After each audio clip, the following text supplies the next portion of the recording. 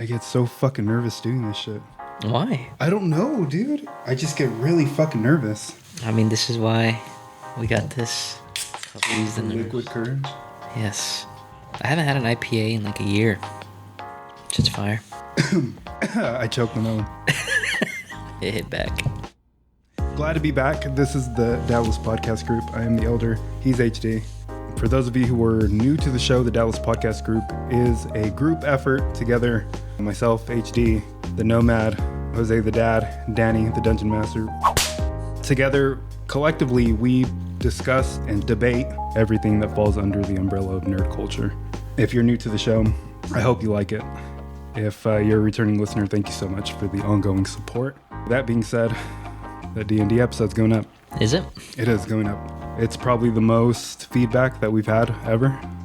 Huh? They're liking it, and I'm liking that people are enjoying it. I know someone specifically said, I'm not trying to glaze your dick.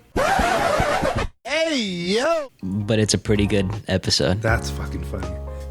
But yeah, man. That episode was good. I'm looking through a list. I'm looking through the Pokédex right now.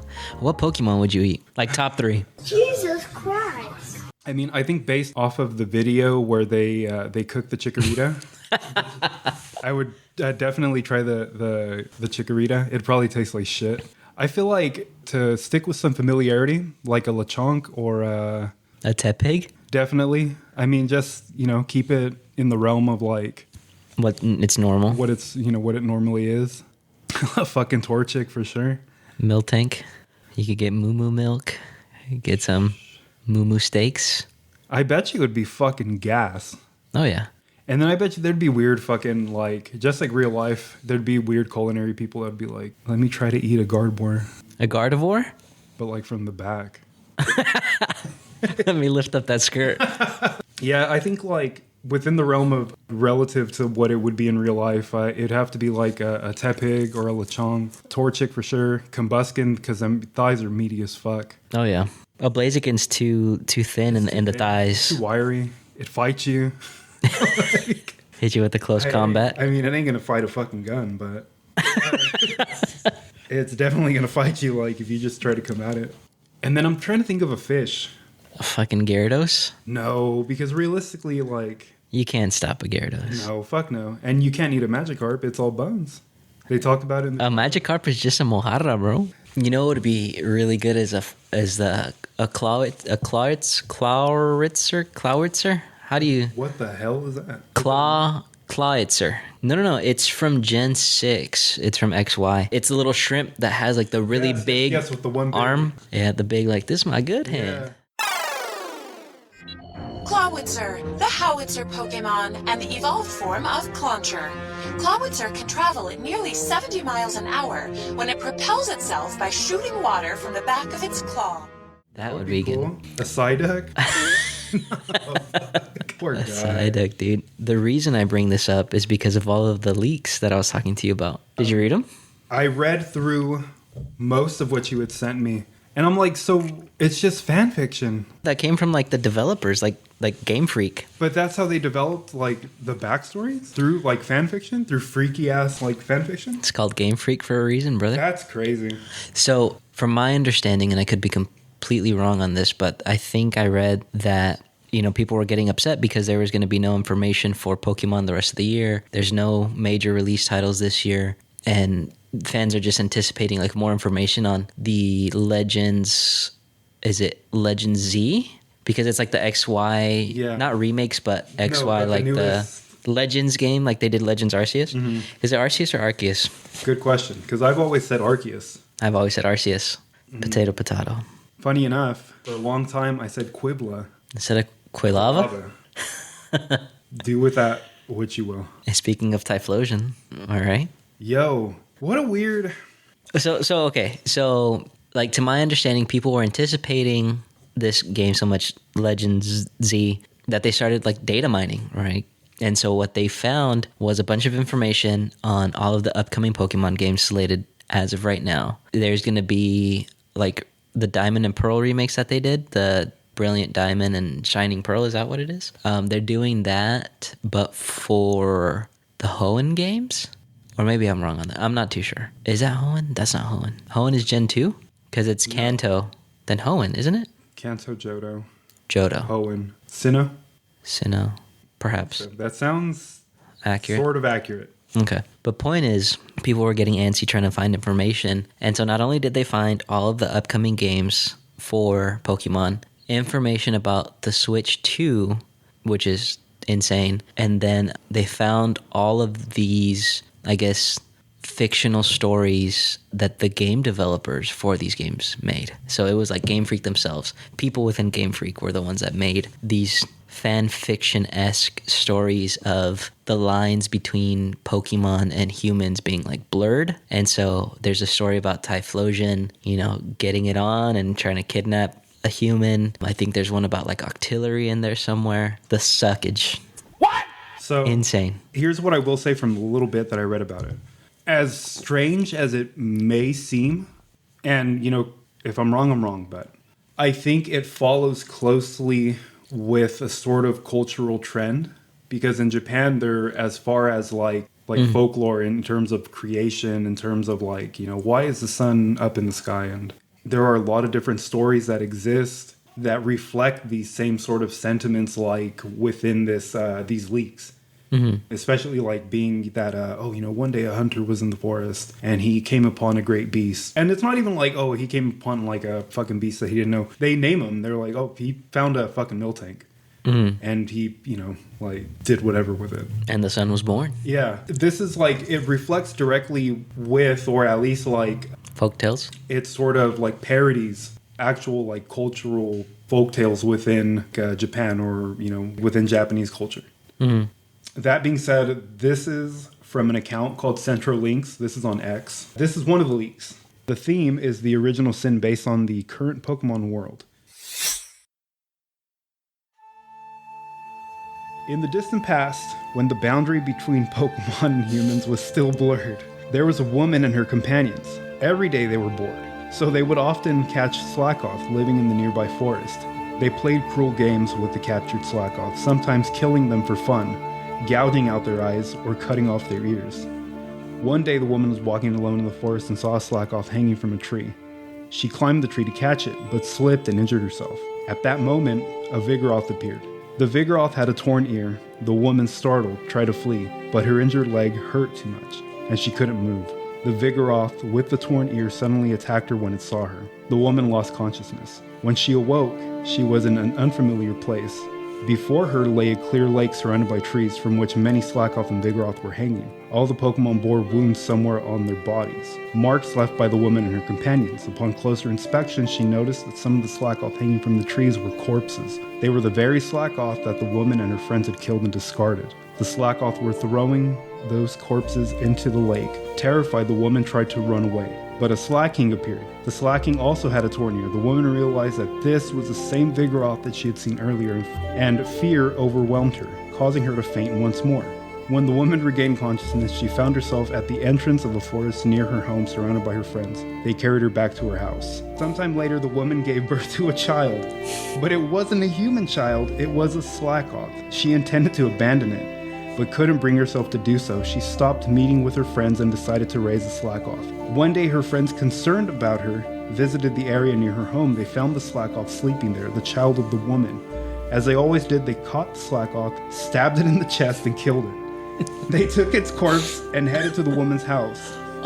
When they saw the slain Slackoth, the woman was overwhelmed with sorrow. She grabbed the Slackoth's body and ran deep into the forest. Her friends, shocked, chased after her. As they ventured deeper into the forest, the surroundings suddenly opened up and they found the same clear lake from before.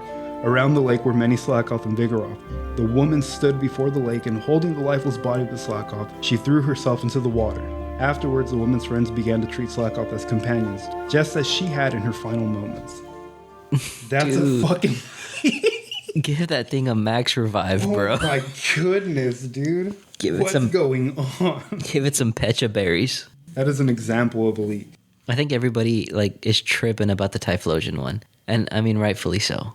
If I could find it, I'll read it, but it's just weird examples of origins of where these Pokemon come from, or how the relationships between man and Pokemon, how they became lived in unison. Yeah, like it's just weird. And I mean, there's fan fiction about everything, right? But like, this is teetering on the edge of like, I don't know.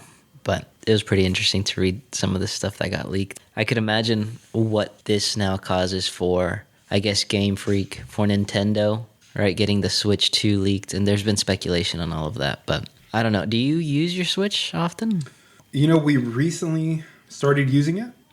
But admittingly, like, the extent of what I use the Switch for, at first it was for Mario Kart and Smash Bros. And then for, like, Zelda.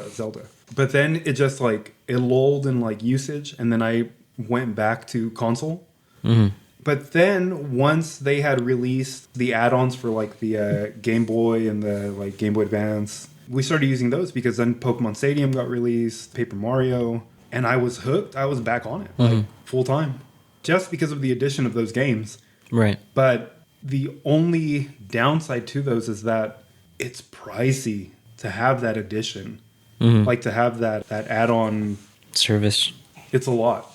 I enjoy using the Switch when I'm hooked on it, but it takes a lot for me to get hooked on it. You know, like it takes a new Pokemon release. I can't tell you the last time like I played a Mario game, and I know like Super Mario Odyssey was super good based off of like a lot of feedback and a lot of reviews. But aside from that genre, like I don't know, it doesn't really have the same, I guess, like attraction to me that like a GameCube had, you know?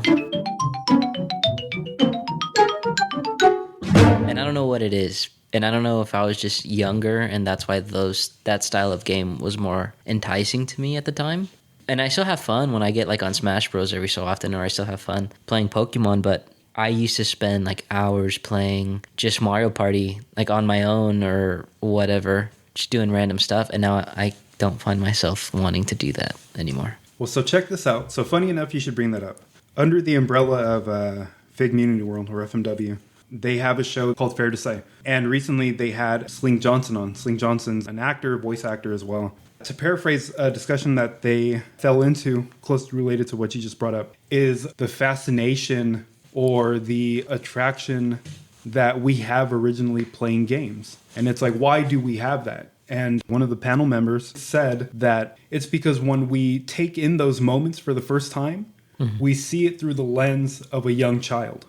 And so we absorb that as though we are actually being teleported into, you know, the setting or the character, the environment that we're playing in. It's reliving that moment again. It's, you know, why aren't we playing the Switch as much as we did a GameCube? Why do we enjoy games, or why did we enjoy games more when we played the PS2 as opposed to, you know, hopping on Xbox or the PS5 and you play a couple games of like Fortnite or maybe, you know, Call of Duty or what have you, whatever like online game that you would play. I think it directly correlates with that fact that as kids, we're so open to taking in these moments. It's like, I've seen memes that they fucking hit me so hard, dude, when it's the description of kids being able to play a Pokemon game for the first time.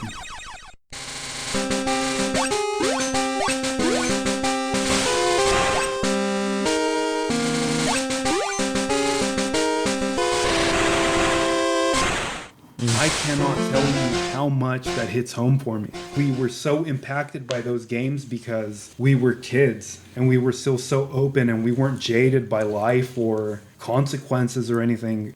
Fuck, that was tremendous for me to hear, dude. I think about that a lot too because I can't get into games. It's very, very hard for me to get into games now. Like Fallout, I played pretty heavily and then I got burnt out just because it's kind of a lot. If you dive into it, it's like a lot. Well, that's the thing. I like when I play a game like that, like a Fallout where it's open to exploration. Yeah, it's open world. It takes me forever to fucking play. Whereas Call of Duty give me like a good 2-3 fucking rounds to where I could like, you know, get in the fucking groove and see if I get a few wins, then I'm up. But if I'm down like 5 fucking rounds, I won't play anymore. I'll get off. Yeah. You know? I think that is crazy. Like the rush, I don't get that anymore playing games. I don't. There is a nostalgia and like a longing for that moment again. Aside from gaming, like music. Like when I was a kid, when we were young, when we were punks, when we were the fucking alternative, listening to certain bands, you know, and for anybody who happens to tune in, who would know any of these bands, fucking like listening to the Phenomenauts, listening to a Misfits CD for the first time, listening to a Ramones CD for the first time, it hits you like a ton of fucking bricks, dude.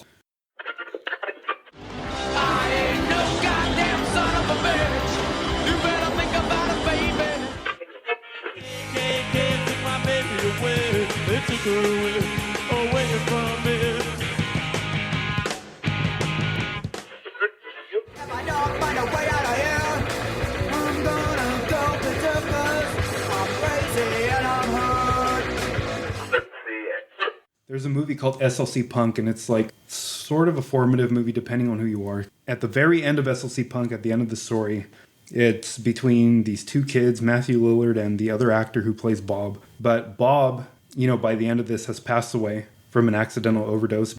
And at the end, it shows sort of the origin story for the two. And funny enough, they're in Salt Lake City. It's like in the late 70s, mid 70s maybe, when they're kids. And they're hanging out. They just so happen to be playing fucking D&D. And they're like, you know, don't you want to listen to something different? And they're like, no, man, like we're listening to whatever, like classic rock, fucking like Journey or some shit. And Bob goes, this is called punk. And he puts on a punk fucking tape. The nostalgia of hearing punk music for the first time, like for me, because avidly, that shit was a huge part of my fucking life.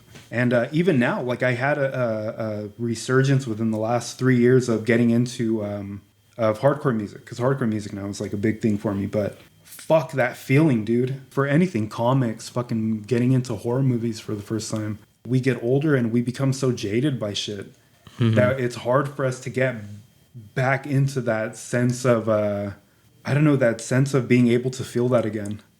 But I feel that with fucking gaming, you know, like to bring it back around to gaming. It's hard for me to get into fucking games because I don't feel for it anymore. It doesn't do shit for me. Yeah. Like Sparking Zero is probably the most current thing that I want to play avidly. But because Budokai Tenkaichi 3, to be very fucking specific. Dude, for me it was 2. I mean, 3 was great. Like all of those games were sick. No, all of them were fucking sick. Budokai was a crazy fucking series. That's one thing I'll tell you. I'm a fool for a fucking fighting game. An anime one. Yeah. If it's, what is it, Ninja Storm? All of them from PlayStation 2 fucking down. Any of the Dragon Ball Z games, Budokai, except for like, what was the one, Kakarot? Kakarot. I didn't play Kakarot. I didn't. Legends of Goku, I played on the Game Boy Advance, but like a lot of these fucking games, Sparking Zero is probably that. Well, because it looks so similar to like the Budokai series, and right? From like, what I've heard, it's exactly like that. Yeah. It exactly has the right amount of nostalgia and like familiarity for you to be like, I know this. I've been here. Yeah. Like I remember this. And that feeling is all I fucking want now. As like an old grizzled fucking man at the end at the end of my rope. That's all I want. That's all I want to feel now. I think that for me, what I've been, I guess, finding more comfort in when it comes to gaming is like competitive gaming, because it makes me feel like I'm working towards something. But with that, it's either I have a really good night and I get some dubs, or I have a really shitty night and I just want to clock out with God, brother, because that's like, it's rough, dude. It's rough. Like, but it brings out a different sense of, I guess, gaming for me, because it's competition. Whereas if I'm playing a story game, it needs to take like a real good story to get me hooked. Like, I think the last story game that I played where I was like, dude, this is amazing, was God of War Ragnarok. But then again, like I played God of War as a kid. I probably shouldn't have been playing God of War as a kid, but I was playing God of War as a kid. And so the nostalgia, right? Think Assassin's Creed. Like I like the Assassin's Creed games. Think Fallout. I've been playing the Fallout games. So these are all things that I've liked. But if you talk to me about like Starfield does not look interesting to me at all. And it probably is decent. I mean, I heard it wasn't great at launch, but it's probably decent now, and I just don't want to play that. I'll play more like exploration games, sandbox games, because I could do whatever I want. But it takes a lot for me to get hooked on something, whereas I'm sure, like I said, Starfield is 10 times better than like Sly Cooper, but Sly Cooper was the shit to me back in the day, and I would kill for like a Sly Cooper remake. I love the Ninja Turtles franchise. And this is also tying in with something that I wanted to bring up as well. But it is a comfort food for me. But it's comfort food in the sense that we always go back to it. I don't give a fuck when it comes out. Which one's your favorite? I don't... I mean, for me, obviously, it's like the 90s. What's your favorite turtle, though, is what I'm asking. Oh, Michelangelo. Michelangelo, Raphael, Donatello, Leo last. Splinter before Leo. Venus de Milo before Leonardo. No one even remembers her. Slash before Leonardo because fuck that guy. No, he falls too close with the leader aspect. Like prototypical. With the prototype, like, hey, I'm the White Knight. I'm Leo. I'm the fucking leader. I'm the grounded guy. Man, Leonardo, you are such a downer. Raphael was cool but crude. Does the phrase, go suck a lemon, hold any meaning for you? Michelangelo is a party dude? Oh, fucking Mikey? Come on. But I love, like, there's a lot of franchises, and I think I've touched on him. I know I have. I fucking talk about, like, the same 10 things all the fucking time. But, again, this idea of comfort food for me is, like, I love the Ninja Turtles franchise. Whenever it comes out, I don't give a fuck. It's comforting. It's nostalgia. I can go back to it whenever the fuck I want. Yeah. I can discover new things because there's, some of the series I haven't watched all the way through. Some of them I haven't watched at all. But I find something that I like in all of them. Transformers, another fucking big one for me. I'm an absolute fool for Transformers. But Beast Wars is the fucking best. I haven't watched that one. I am old. And being that I'm a parent, my kids like some of these things. And it makes it all the more enjoyable for me. Because I find comfort in when they're like, hey, like, my son really likes Ghostbusters. I wasn't even that fucking crazy about Ghostbusters. I liked it, sure. It was a hit for me when I was a kid. But my son loves fucking Ghostbusters. That's his, like, main fucking thing. And I'm like, I like Ghostbusters a lot now. And I've dove into lore. I've watched the fucking animated series all over again with him. We watched all the fucking movies. When I go thrifting, I go and I find the movies on DVD. Well, like 1 and 2. It's just, there's certain things that I really like. Yeah. And it makes me feel comfortable and fucking at home. It's hard for me to get into anime. I do get into anime. Like, I watch it. I stick with it. Like I put in our group chat, Delicious in Dungeon, because we're so, like, D&D forward right now. Delicious in Dungeon is exactly fucking D&D. Everything about it. You hear, like, the lexicon that they use and, like, the setting, the way that they describe certain things. It's all fucking D&D. And it's even that much more enjoyable for me right now. I just find comfort in things like that. Yeah. Comforting stuff for me is going back and playing, like, older games. Games that I spent a lot of time in, like the Fallouts, like Paper Mario, stuff like that. I find myself, I'll start, like, a new game. Like, I'll be like, oh, this, like, one of the games that I started was, like, Sifu. Have you heard of Sifu? Yeah. So I actually just saw it on the Xbox Game Pass. And so Sifu's cool, but I couldn't finish it. Hogwarts Legacy. Hogwarts Legacy is cool. I love fucking Harry Potter. I couldn't finish it. No, neither could I. And it's not that, this stuff doesn't seem cool to me, but I just go back and I start up a new save of Assassin's Creed Odyssey. Or I start up a new save of Fallout 4 and I rebuild the same base that I've built 10 times over. And I don't know, I think, like you mentioned earlier, like being, jaded from the world or being older and knowing things in a different perspective, like you just kind of want to go back and chase that feeling that you got for the first time and kind of feel maybe that innocence. Even playing like Call of Duty, I used to play for hours and hours at a time and just have a bunch of fun. But now it's like, oh, it's another COD game. So we were watching TV last night before we went to bed, and there was a commercial for COD. And in my head, I was like, I don't know. I think I already have it pre-ordered, dude. I think I pre-ordered it way back when it was announced for like $30, like cheap. I think I already pre-ordered it. But in my mind, I'm like, bro, why are you fucking getting it? It's the same shit all the time. Yeah. Why the fuck do you want it? It's like, because it's familiar and I know it and I can play it and, like, it won't take me long to learn how to play it or get good at it or fucking whatever. Right. But then it's like, what are you going to do? Fucking play it for, like, the month, get tired of it, pick it up again in 2 months, drop it. I don't like that. It doesn't interest me. But also it's this thing of, like, gaming, like, it's lost its attraction to me. There's just something so so new and unfamiliar about it. It just doesn't give me that same feeling because I feel like a lot of games, like, I don't know, there's just not an attraction.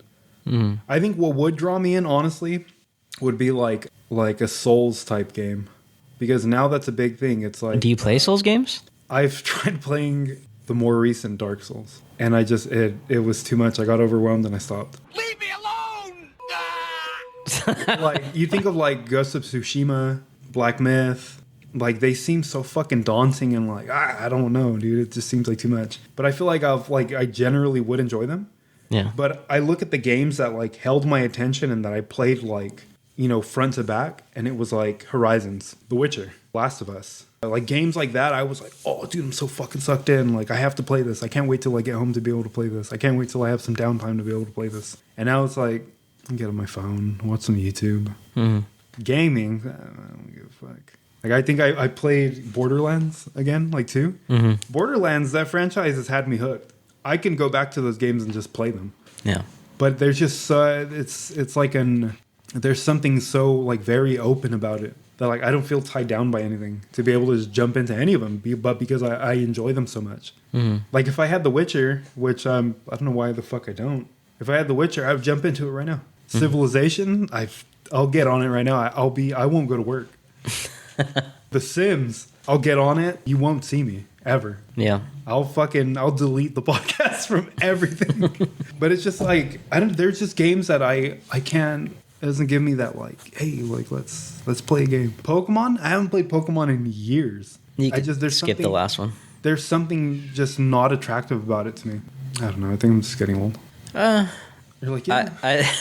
Yeah. Gaming is still fun for sure for me. It's definitely like my biggest hobby, but it looks a lot different than it did, 10, 15 years ago. And I guess that's all right. But it's just one of those things where, right, because now you have like the Oculus, now you have all this VR stuff, and that's the direction we're heading. And I don't know if I want to get behind all that. Maybe, but we'll see. Like, I guess time will tell with that. And there's a part of me that, like, again, to hang on to that sense of, I don't even know that it's youthfulness, but it's like being in the know or being, like current. That I'm like, oh, what if I fall behind? Like, what if I'm not able to get a, PlayStation 6 or a PlayStation 7 or an Xbox fucking whatever, like once it becomes VR, because I'm sure it's going to go that way. Well, technology in general is very progressive, but it's the thought of being that fucking adult that's like, what are you guys playing? Like, you know what I mean? I don't want to be that person because I always wanted to be like, well, I'm cool. Like, I'm the cool dad. This is my, well, not even that. It's even being like, prior to even being a dad, it's like, oh yeah, gaming's my time. I'm going to be a gamer forever. But I don't feel that way anymore. I don't know. I feel like I'm going to be lost in the sauce of being like... We're going to be like that fool from Spy Kids 3, where he pulls up to the realm in the wheelchair. Yeah. Hella old. No, I don't but know. then we get the power up and we're... He's like, I can do more than fucking stand. He does backflips and shit.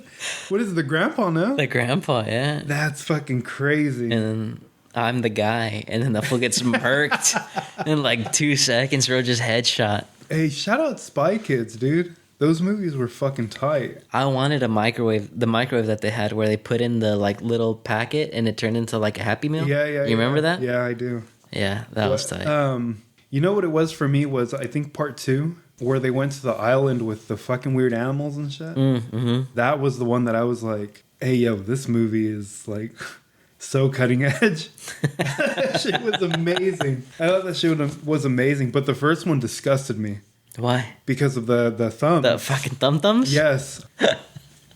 Okay, so I think even in part 2, the bad guy's name was Floop, but he was turning people into like fucked up characters. Like an amalgamation of something into a person. Like, I don't even know how to explain it. It was weird. Like or maybe it was part 1, I don't know, but he was kidnapping people and then turning them into like fucked up just characters. And it disgusted me so much as a kid. I can't even tell you, like, I was like, what the fuck am I watching? Like, I wanted to go home, but those movies are fucking sick, dude. Shout out Robert Rodriguez. He's tight. Shout out to Machete, bro. Hey, shout out Machete, because I would love to go and have those tacos Yeah. and the donuts and whatever the fuck else whatever else he makes. Machetes, Yeah. whatever. Jack of all trades. Yeah, that's gaming. Gaming. You win. Perfect. Now, what I would like to ask is, as of the 28th, the day of our campaign of Session 0, you were able to attend Lodi Comic-Con. Shout out to Lodi Comic-Con. Yeah. That was your first Comic-Con. Ever. How was that for you? Because I would love to know. I would say at first I felt like super out of place. You do. That's the way I felt when I went to a Stocking Con for the first time. Yeah. I felt like I didn't belong there. Like, I felt like I wasn't doing enough. No, yeah, for sure. Because like I was like, okay, I'm gonna wear a shirt. Like I'm gonna wear a shirt. It's gonna be like an anime shirt, whatever. My girl was wearing an anime shirt. But then everybody's like foxtails and dressing up like Gojo and shit. And I'm like, well, that's cool as hell, right? Like I think that was super dope. People linked up. One was dressed as like Gojo. Another person was dressed as Sukuna. And like a bunch of different other characters from Jujutsu Kaisen that just happened to run into each other there, and they took a pic, and like that was nice, right? But I just felt like, dude, I'm not nerd enough.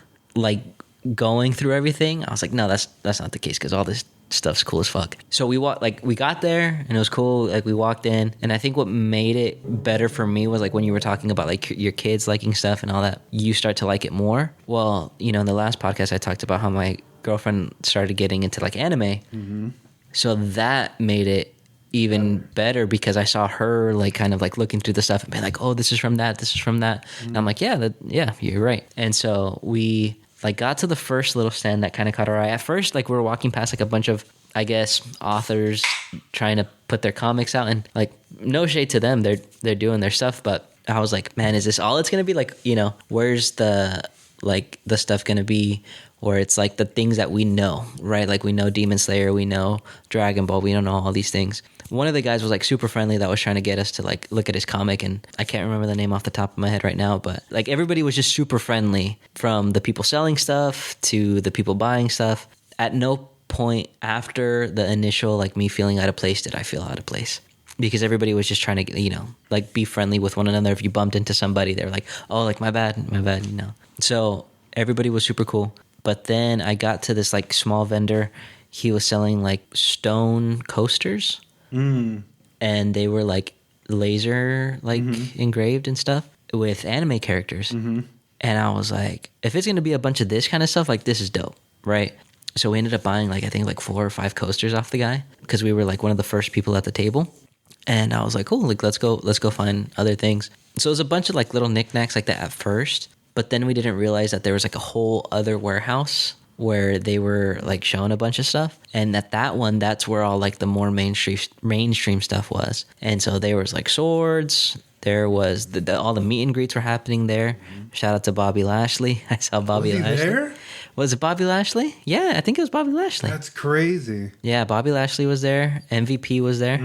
I wanted to go and meet MVP. Yeah, so that was pretty cool. I didn't get to meet him because like the lines are super long. Oh no, yeah. But I will say, whenever you go to a con, especially like SAC Anime, Lodi, Stocking Con, whenever wrestlers are there, expect a long fucking line. They always have the longest lines, aside from like the voice actor tables. Especially when the voice actors are current.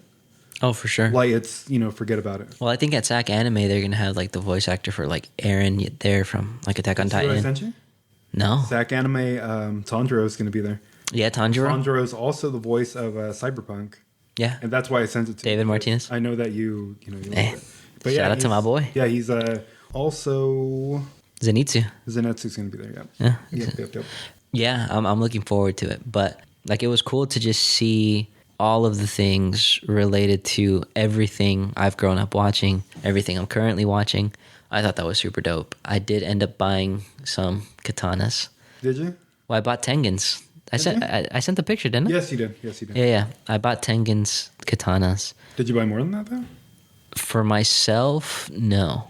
And he ended up getting like a Demon Slayer backpack. Oh, and then we bought the coasters, and then we bought like a bunch of Demon Slayer figures. They were super like cheap, well, affordable compared to like what you see them like at other stores or online or whatever. I think it was like $20 to $25 a figure. And they were like the full size figures, right? So I thought that was pretty dope. So we bought a few of those. I think in terms of items, like I think that was it.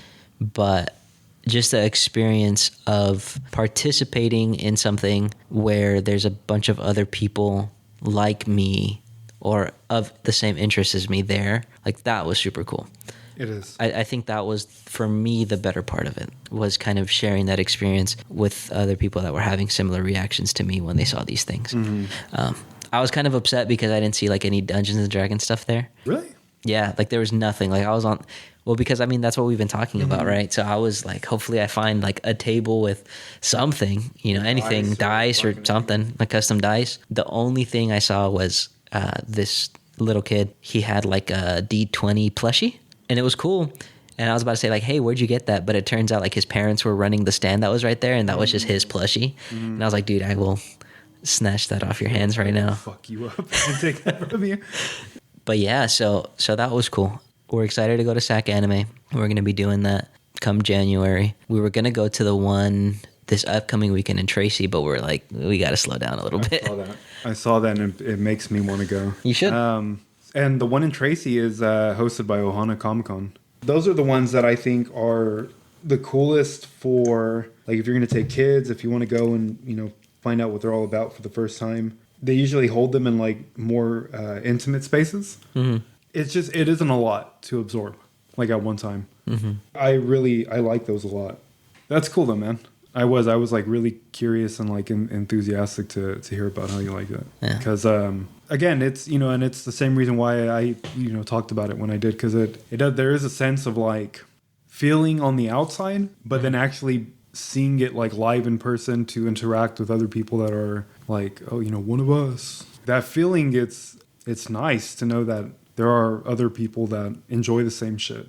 Yeah. Like the very last one that we went to in Lodi, when I took my daughter and she was, you know, like at like peak fucking Demon Slayer, and she went as in her Nezuko kimono, and she had so many fucking people that stopped her and were like, can we take a picture with her? Like, can we take a picture? Like, she looks awesome, you know. There was, and I want to get her name right because she was really, really fucking nice. Well, on Instagram anyway, she's Empress of Sacramento, but she was cosplaying as a character from Has-Been Hotel or Hell of a Boss, one of those shows, but I had no idea what the fuck it was. I had heard of it, but I didn't know what it was. Obviously, it's big with kids on TikTok and shit. My daughter, you know, knew who that person was, who that artist was, and who they were cosplaying as, and she was like, oh my God, dude, can I take a picture with her, please?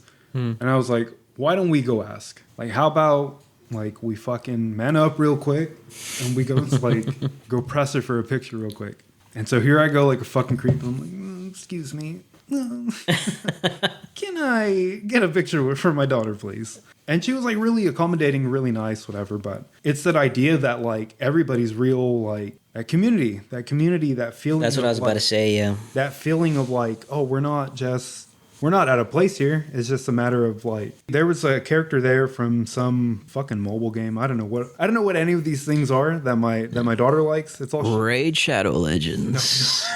No. That one that Anthony Starr plays that he's like, and I have my red guys and they're shooting the blue guys. This is because creators made a real game based off the fake game. It's some fucking game. I don't know what the fuck it's called, but my daughter likes it and she's Genshin Impact. You're sick, dude. You're sick. Genshin Impact. There was a trans individual who was cosplaying as this Genshin character. My daughter was like, oh, that person's dressed as, you know. So-and-so. And I was like, hey, excuse me. Can I bother you to take a picture of my daughter? And you feel real fucking weird doing that? Because obviously it's not, you know, my daughter's, she's young. She's shy. But then my stupid ass is old and creepy, and I'm like, hey, can I bother you real quick? But they were so fucking nice about it. Like, they, like, no big deal. They were like, why, of course. Let me accommodate you. And I was like, wow, you didn't have to do that. But that's fucking amazing. And they gave us stickers and whatever the fuck else. They gave us, like, a few things. Yeah. Like, here, take this. And I was like, wow, you're real nice. But even then, I was like, that's very cool that you're comfortable doing that. Yeah. And they were doing that the whole fucking, the whole like venue. We would spot them and we're like, oh wow, they're taking a picture with someone else too. And then giving them stickers and giving them, and I was like, that's nice to see that outside of this because of you know, where we are socially and politically and shit. Like, you don't have to worry about that shit here. No one's asking you anything fucking specific, you know, like about yourself and who you are, what you identify as, whatever. And you're just fucking walking up to people like, you want to take a picture with me? I was like, that's cool as fuck, dude. It was just nice. It's nice to see that shit. X-Men 97 had just dropped. And I went to Target like maybe the week before. And they had an X-Men shirt. And I was like, oh, I want to buy that. I'm going to look fucking sick. And I want to wear it all old and fat. And I was all old and fat walking around the venue. And there was another fucking guy that had seen me. He was a kid, though. But he was wearing probably just an X-Men shirt from another. Fuck, if I got mine at Target, he got his at Kohl's, you know? And we seen each other. And there was this pause for like 15 seconds where we were just like eyeing each other up. We stopped and we were like, are we going to acknowledge that we're both wearing X-Men shit? And X-Men 97 just dropped. And then we did the Cyclops, you know, Ryu, the meme, the handshake. We did that shit because he was like, I like your shirt. And I was like, I like your shirt, young buck. All right, big step. It was fucking cool, though. Yeah. Because no one's trying to outdo anybody. I mean, maybe. There may be someone there that's like, well, I'm more. Look at me. No one's going to get my reference or whatever. But no one's I'm further than you.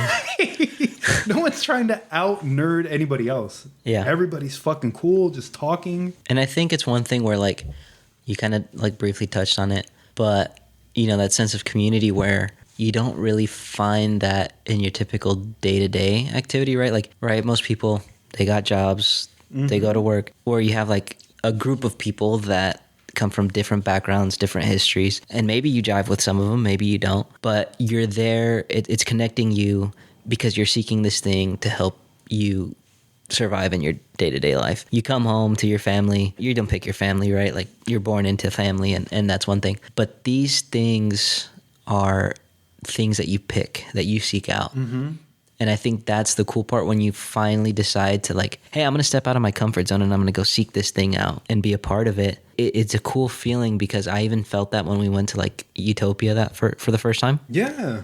Where it's like walking in there was kind of not even like intimidated. I don't think that's the right word. I think just like overwhelmed by all of these things where I'm like, I want to look at everything and take everything in because this is my shit. I belong here. Yeah.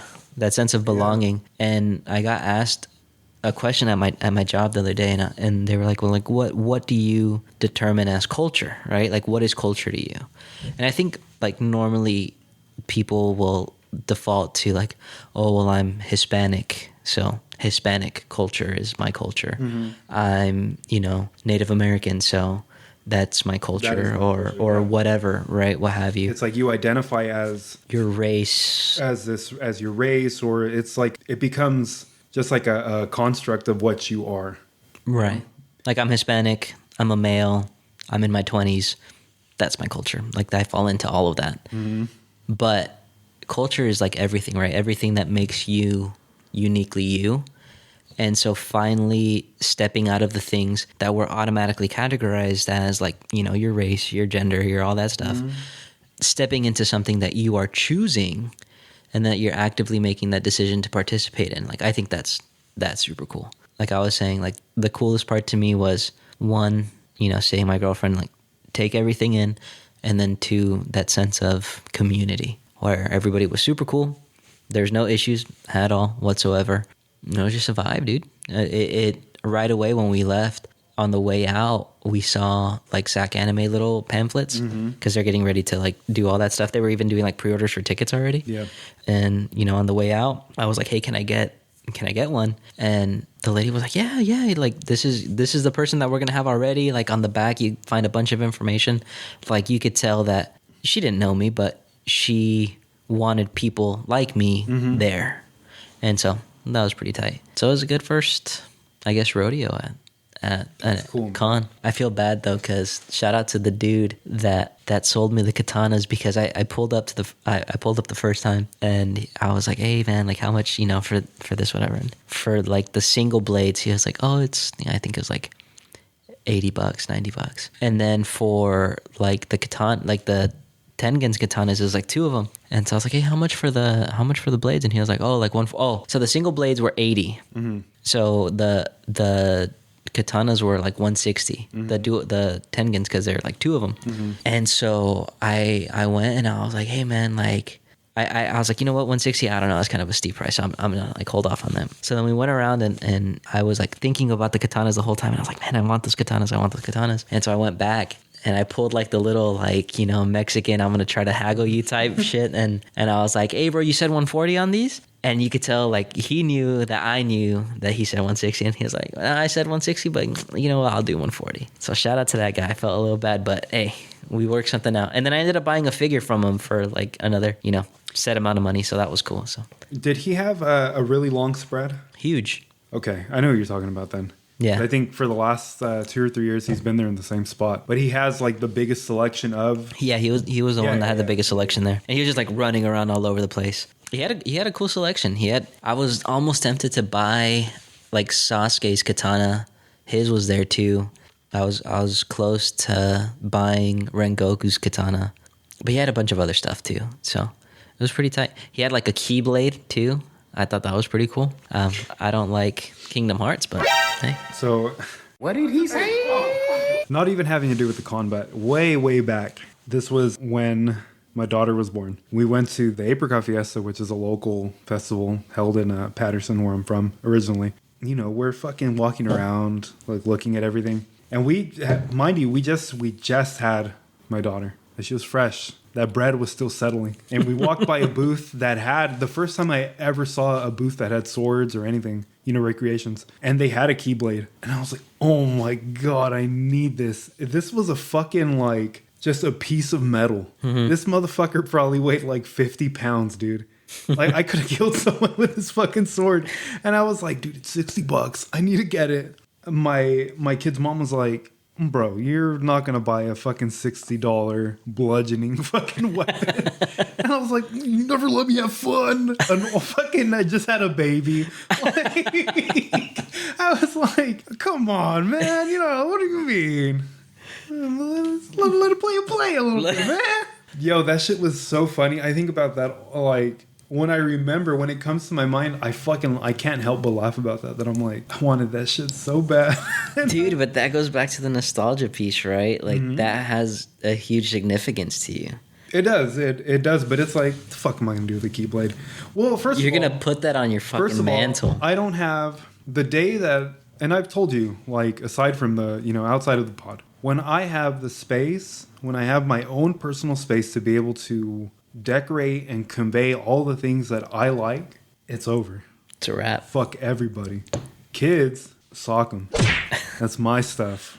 I'm going to put up all kinds of crazy shit. Yeah. But that's the goal. It's like, I want to be able to convey a lot of this shit because I love it. I love it so fucking much. Like, when I was a kid, I lived with my grandma at one point. And slowly but surely, like, I, you know, decorated with my own stuff. And it felt so fucking sick to have, like, anybody that was around for, like, the Cooler's Revenge, like, the original Dragon Ball Z movies that would come out on VHS. There were big fucking figures of, like, Lord Slug and Cooler and Goku. And I had a Lord Slug and a Cooler that I found at Walmart at the time that I had bought the VHS of Cooler's Revenge and Lord Slug. And I was like, I had them just fucking up in the room. And I was like, fuck yeah, dude. There's a fucking crucifix here. And there's a fucking...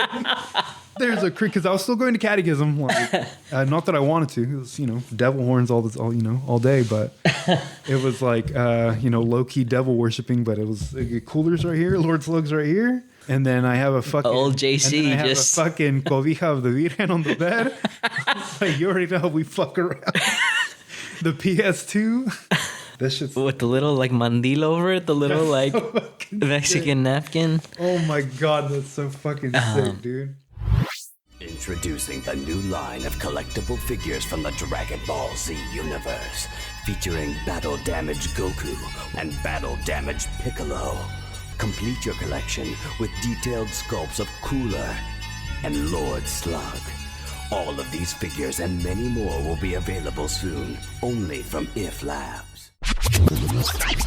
Speaking of that, man, like, I know I sent you the pictures already, but you know, when we started painting the minis, like that's just been super dope because now we have like the display aspect of, you know, D&D and stuff. So that's been cool. But yeah, it's just like finding space to put them, right? Because like now I want to buy a bunch of other minis and it's like, all right, well, I got to find a home for them. It's just cool to have, man. It's cool to have like that memorabilia, that connecting factor to those things that we like. So that's why there's so much shit there that I want to get.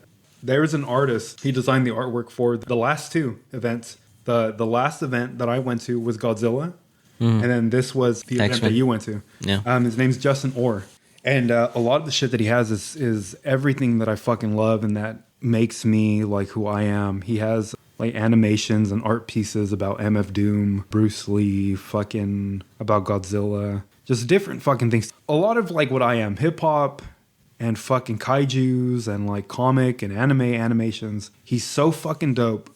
When I met him, I was like, yo, you're never gonna fucking remember me, but like we're friends. Mm-hmm. Like we'll meet again someday. I spoke it into the universe when I met him. I speak it into the universe now. It's like I need to talk to Justin Orr.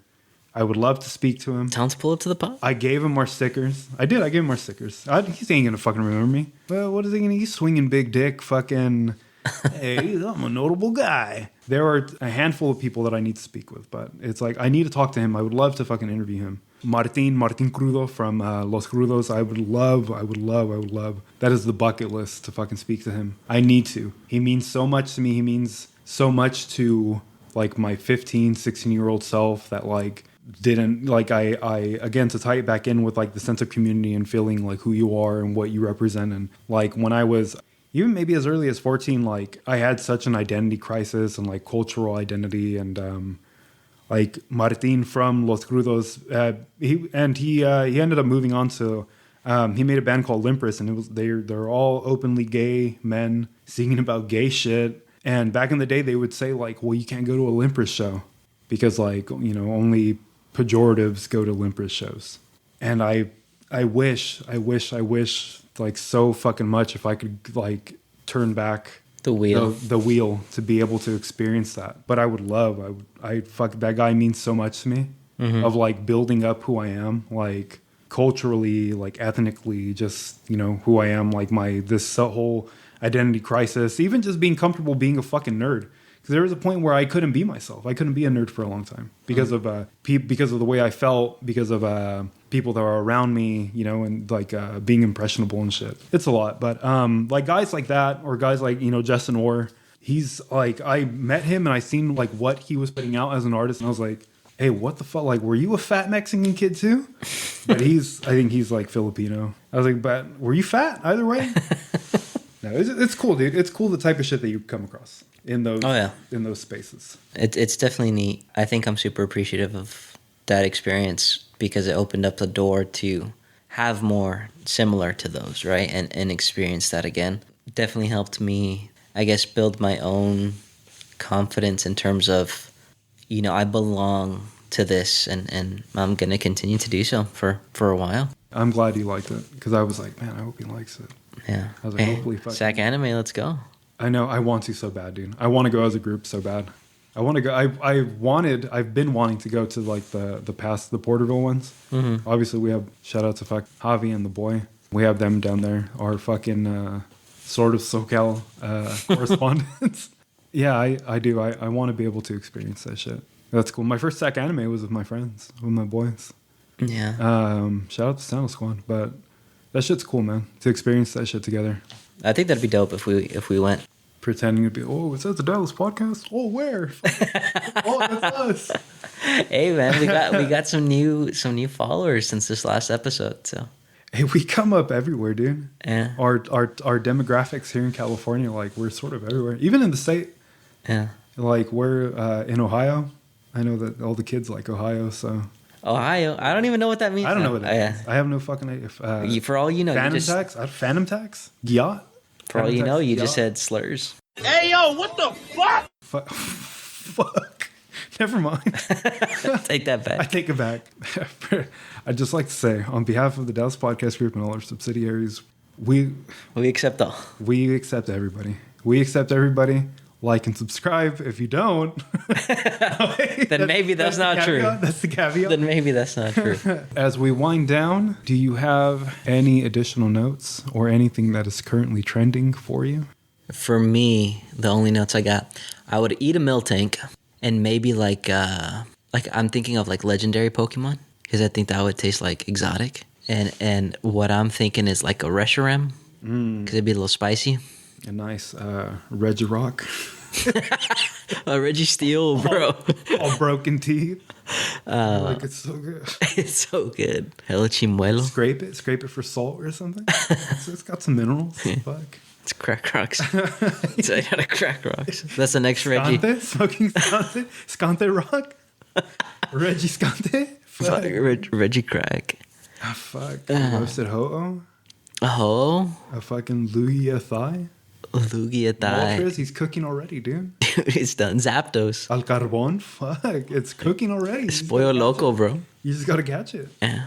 Right now, we're watching, I'm watching Fruits Basket. Are you? Anisha watched it. Okay. And she said it was good, so. I can't say nothing about it. She's watching anime. I got her to watch Demon Slayer. She asked me to watch this. So Yeah, there's plenty of, I forget what it's called. Like how there's shonen. Slice of life. It's, like shonen or isekais, or there's a term for anime geared towards females. So I just forget what it's called. We've been watching that. Been painting some minis. That's really it. I mean, that's been taking up a majority of our time. I've been playing Baldur's Gate again because we're taking our sweet time to get back to this next session for D&D. But yeah, man. I mean, hopefully we get another session in so we could talk about it on the next one. 11-2. Hopefully. Hopefully. We will get back to you guys. Yeah. What about you, man? Delicious in Dungeon on Netflix. Really, really good. Especially because it's so close to what we're doing right now with D&D. Terminator anime I just watched. It's like 8 episodes, I think. Didn't hold my attention. It's like action sequences are cool, but... I heard it's mid. It's mid. It is pretty mid. I couldn't get into it. Can I say... I forgot to mention this. I knew something was slipping my mind. I started watching Lord of the Rings. I've never watched Lord of the Rings. Oh, you're tripping. You want to talk about comfort food? I'm maybe like 40 minutes out from being done with the director's cut for the Fellowship. Also, to everybody who's always like, hey, like, should I watch any of the Tolkien movies? Go on Max and watch Lord of the Rings, watch The Hobbit, all three trilogies, or the 2 trilogies, watch all the director's cuts, and then watch Rings of Power. And you're set. That's what I'm doing right now. It's good. They're amazing. The Tolkien universe is so amazing. It's so good, dude. The Vince McMahon documentary. Obviously, I'm already a fan of wrestling. I know all this shit. It wasn't new to me, but it was a good documentary, nonetheless. That Vince McMahon series on Netflix, good as well. Oh, Legend of Vox Machina is so fucking goated. The animated series? Yes. Mm-hmm. It's amazing. It's on Prime, yeah? Yes. It's so fucking good. I'm sure I'm missing shit. I'm going to forget about it, and then I'm going to remember at night. I'm going to be like, fuck, I forgot to mention this, but that's all I have. Hey, and some good stuff. Looking forward to these. Looking forward to, like, I don't know. Yeah. But yeah, man. Getting the ball rolling. We're getting the ball rolling. We're getting some good feedback from the podcast, so I'm happy. Let us know if there's any... Yo. Like, we got to take in something. Give us some feedback, please. I beg you. We got some with this recent episode. Let us know what you like. Or segment. Let us know how we're doing. Give it if you want us to talk about something, if you want a specific segment. If you want me to shut the fuck up, I'll record HD. Hey, dude, I'll go away. I'll disappear. I don't know. Everybody in Germany, hit us up, bro. You guys are the ones that are doing all the work. Google Translate. Google Translate it. Just send it over, man. You can text us via our little Buzzsprout link. Yeah. You can send us a text, an email. The email is attached to the social link. Hit us up. Buzzsprout is the home site. Let's make that clear. That's the hosting site. That's how you can text us or send us a message directly. Aside from that, Instagram, I have to remake the Facebook because it got fucking hacked. Forgot to tell you that. It got hacked way back in fucking November of last year. That's why we lost it. And we had a few fucking couple G's of people following us. We lost, the people that were following us. That sucks. Hey, follow us now. Hey, man, follow us now. HD's here. I'm here. We're all here together as one under the umbrella of nerd culture. I am the elder. This is HD. Later. See you guys later.